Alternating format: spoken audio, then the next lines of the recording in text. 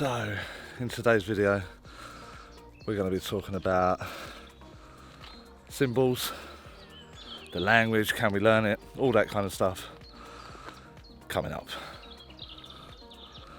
So hopefully from the B-roll that you can see, oh man, blown out, let me get out the sun for you, that's it.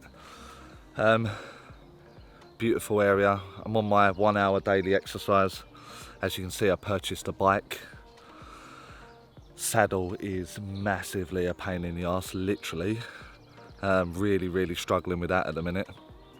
But a viewer asks about symbols. Can we learn about symbols? What can can Charlie teach us a way of doing it? Loads of people here, shouldn't be out.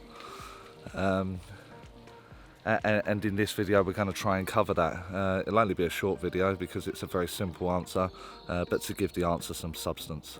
So in simple, can Charlie teach you the language of the spirit world, or symbol, the language of symbols? Can he give us an idea of how to learn it, etc, etc. I can't remember the viewer's name, but it's a very simple answer.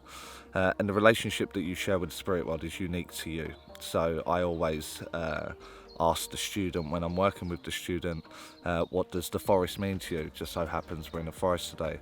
There would have been some bits of B-roll that you looked at and you would have interpreted it in your own way. Looked nice, looked messy, don't fancy any of that. And others would have been, oh my god, that is amazing, I love the barge boat, I love the river, the riverside, and all that kind of stuff. So the interpretation is down to you as the individual. And that's exactly how the language of symbols will work for you as the individual. So what blue means to one person could mean the polar opposite to someone else.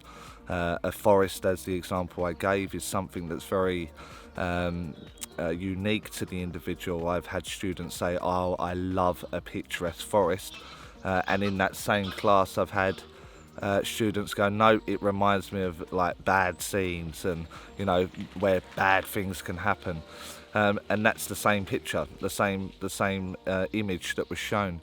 So you as the individual can only build that relationship with your symbols. Now for me, I think symbols are very restrictive because it doesn't offer the whole story. However, a great start.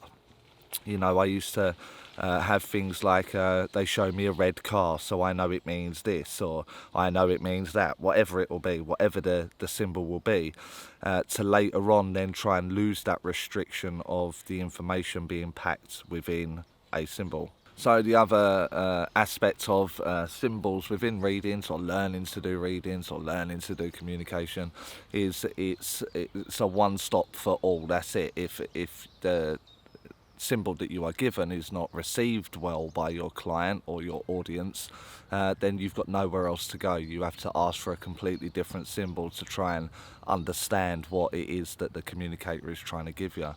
So I don't think it's the way forward in working with symbols. However, it is a good start but understand to get rid of it later on. It gives you a sense of confidence. I used to always have one that would have been a chessboard, you know, and I would get this chessboard and I would know immediately how much of an analyzer, an overthinker, a strategic person would be if they gave me the chessboard. Now I get that through a state of sensitivity, not through a symbol. So that's pretty much it for the video today. Hope you enjoyed it. Like it if you liked it, get in the comments because that helps the channel grow and causes engagement upon the video. So get your views and your thoughts about the symbols in the comments. Subscribe if you aren't already, and I'll catch you lot in the next video. So don't forget, in the current climate, stay fit, stay safe. I'll see you all in the next video.